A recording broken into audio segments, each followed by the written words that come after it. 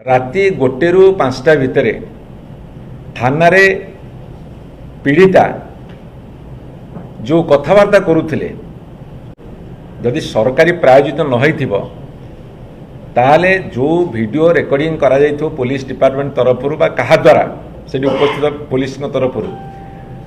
ये देखा चेष्टा कर अंकिता प्रधान जड़े भल लोक नुहति भल झील नुहति प्रमाण करने को जो तांको मुखपात्र एवं तांकर सोशल मीडिया सहारा नौथिबा सोशल मीडिया द्वारा से माने सारा देश को गुमराह करुथिबा जो अछंती सेमानकर सहारा नहीं ये वीडियो केमिति प्रदर्शित है प्रथम कथा एवं जो बार रे से माने खाउथिले ताको पुलिस जबत करिछि से बार सीसीटीवी फुटेज बाहर केमिति आसिला एवं जो घटना जितेबाला से पिलामानक द्वारा से आक्रमण शिकार होउछंती जो फुटेज आसुची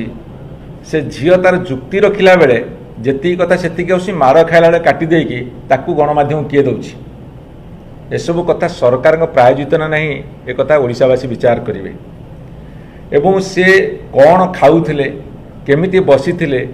केमिति चालुथिले केमिति कहूथिले केमिति ड्रेस पिंधिछंती एसबु कथा प्रचार प्रसार करने सरकारी साहाय्य बिना ए कथा संभव नुहे।